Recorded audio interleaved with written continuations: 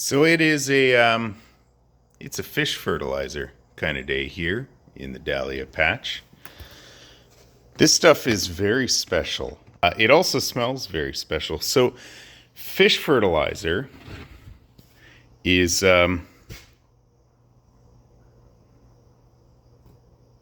it's basically the fish processing industry's equivalent to the hot dog. So in the pork world, oh man, you got some serious viscosity here in my fish emulsion. Something's going on here. That shouldn't be so thick. It smells very special though. There we go. That's what we want. Oh boy. Oh, that smells something awful. But in the pork world, everything that they can't sell, they end up putting into hot dogs, all those undesirable cuts. In the fish world, they turn it into fertilizer. So it's really just the fish equivalent to a hot dog is that. Only hot dogs, instead of, having molasses or whatever wood shavings added to them, they'd add, salt and corn syrup. But basically the same thing. They should really put Captain Highlander's mug on the on that package of fish emulsion. Maybe next time you buy fish sticks, you have like a coupon for fish emulsion. It all comes from the same place. I'm gonna let that percolate for 5 or 10 minutes. I think we're planning on going to Costco later today. Whenever I'm at Costco, certainly on a weekend, certainly on a long weekend, you ask the big questions. It's almost like that Talking Heads song. Is that my wife? How did I get here? How is it possible that they can still be selling those hot dogs for $1.50? The elusive earwig. Gosh, I hate those earwigs. That's part of why we've got to fertilize. We just need to produce more blooms than there are earwigs to destroy them. I would say that there is no form of calorie that is as cheap and as abundant for human consumption than the Costco hot dog. Interestingly enough, so feeding my garden fish emulsion, is quick energy. It goes right through the flowers, and Costco hot dogs basically do the same thing to humans. It goes right through you. Hey, Sophie, do you have your ball? Power on. It's a 4-gallon. I think it's the Cheapskate brand. Yeah, Vivor. It's been pretty good though. I can't. Oh, that's heavy. So I've got 1,500 plants to fertilize in this garden. This is our main garden, which I believe consists of 800 different varieties of dahlia. 1,500 dahlias in total planted here. We've also got a smaller garden that's specifically Dutch imports. I don't know. I'm still learning about the business, but apparently you can't trust the Dutch when it comes to dahlias. Oftentimes, they're known to send out diseased stock. So this row is specifically what are called dinner plate varieties, and so those are the big. So these flowers get big, and they sell for more because they're bigger. But they also take longer to grow, but it looks like they're coming along. Just keep making the same mistakes, and a big mistake I make, especially when I have this backpack with the fish fertilizer on, is bending over to pull weeds. As tempting as it is to get those weeds pulled, do not ever pull weeds when you have this backpack on, because there's a vent at the top of here, and that vent, when you bend over, that fish juice will soak you, and you're gonna stink. And don't ask me how many times that's happened to me. That looks very nice. I'm sure I'll learn the names of these one day, but not today. So this is the second year in this garden, and I expanded it just over double from last year. And I've got one of those rototiller. That's just a simple pull behind, rear tine rototiller. And I just rototilled all of these additional rows.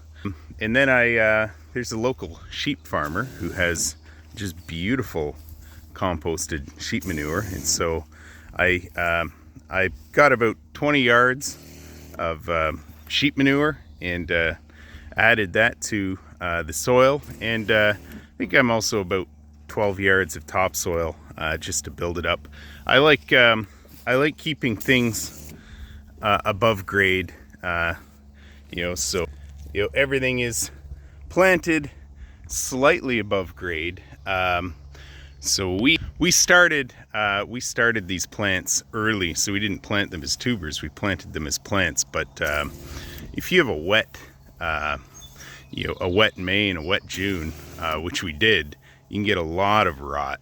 And I think a lot of people in Ontario had that experience this year. I think out of the 1,500 in this garden, I think we only lost about 7 or 8 to rot, which isn't too bad at all. A straw as a mulch this season. I am out of battery, I think. So I am just transferring over the contents to this analog version. Smells good, eh, Sophie? Probably want to roll around in that. So I just saw my son's super soaker here and thought, what a perfect solution. But Sophie has talked me out of that. Maybe he wouldn't appreciate having fish fertilizer in his super soaker knapsack. Might be, you wouldn't want to get sprayed in the eyes with that.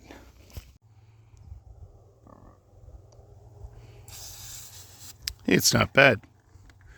Gets the job done. That's a very nice flower there. Actually, this is nicer. And I can pull weeds. These are the bugs I want to see. Looks like a ladybird hanging out in a leaf there. Need more of those. It's interesting, some plants, will be 2 or 3 feet tall, no flowers, and then here's this little one, no more than 8 inches off the ground, and it's already throwing off blooms. There you go. This one is just throwing off loads of blooms here. That is what you want to see. Gonna give that a bit extra food. It was morning and now it's evening, and I got about how many? 1, 2, 3, 4, 5, 6, 7, 8, 9. About 14 rows done this morning, and I've got, I don't know, another 20 some odd rows to go this evening. This beetles of a feather flock together. At least it looks like there's only one. These stupid Japanese beetles, I tell you. Parts of Ontario are getting them really bad this year. We're not getting them really bad, but as far as I know, one is enough. So got to dispose of them. See, this is what they do. This is like their mating ritual. And so my job... Oh, 3 of them. Yeah, 3 of them on that one. I'm just gonna deadhead that one.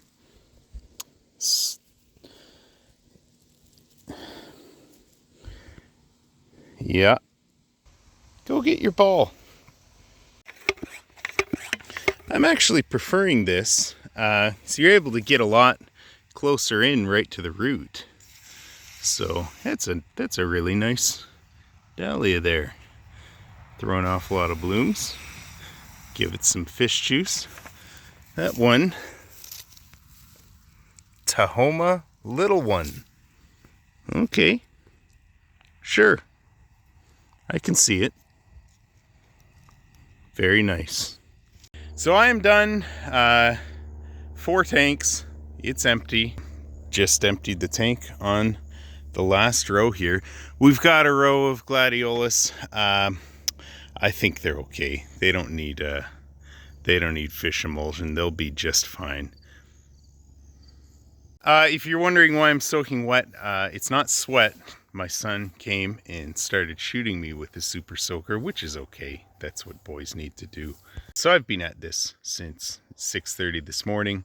I stopped during the day, played with the kids, did some work with the bees, extracted some honey, cleaned up around the property, mowed the lawn, and came back at it to finish up the job this evening. Why do you need so many flowers?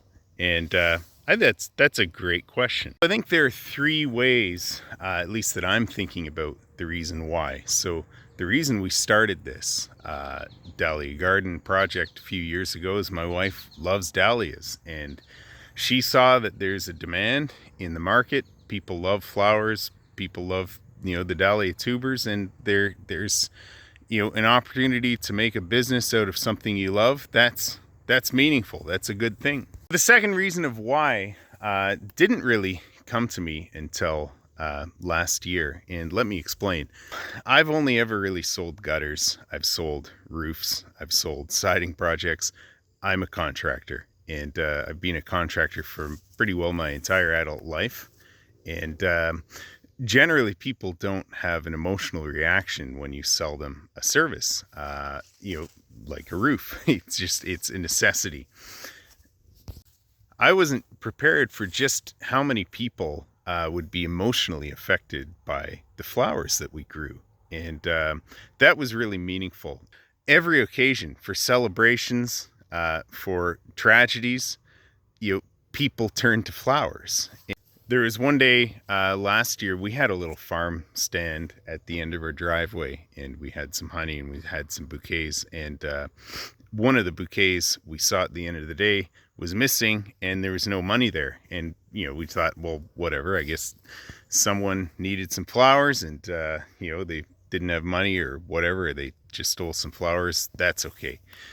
And the next day a man came to our door. He was very apologetic.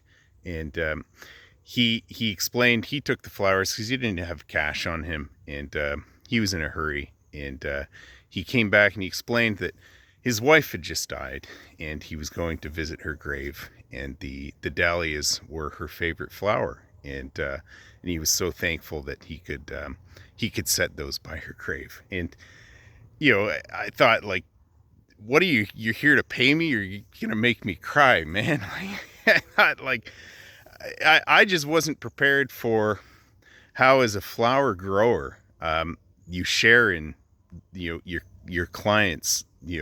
Everyone has different reasons for buying flowers, and that whole aspect of the business, that emotional response that people have, the joy, the sorrow,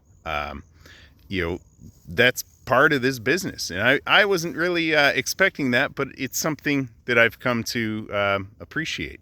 And the third why ties into that. I think the reason that flowers carry such a I guess you'd call it maybe baggage. There's so much, people through the centuries have put such weight on flowers in times of celebration and times of sorrow, and I think there's a reason behind that, in that they really point, the beauty of the flower, the beauty of the dahlia, any beautiful flower, beautiful thing. It points to the goodness of God in creation, in that He's the author of all life, and He created everything around us, this incredible world. When I see flowers in bloom and the bees buzzing, you're just kind of in awe. Like, wow, like this world is magnificent, and there's so many aspects to it, and it really points to the goodness of God in creation. And so being able to share the beauty of God's creation in the form of flowers, in the form of dahlias, with other people, being able to grow these, I think is quite meaningful work, and wasn't what I was thinking when we when we started out on this venture, but it's where I've arrived at today. Anyway, that is all for today. I'm going to get the fish stink off and call it a day. Take care.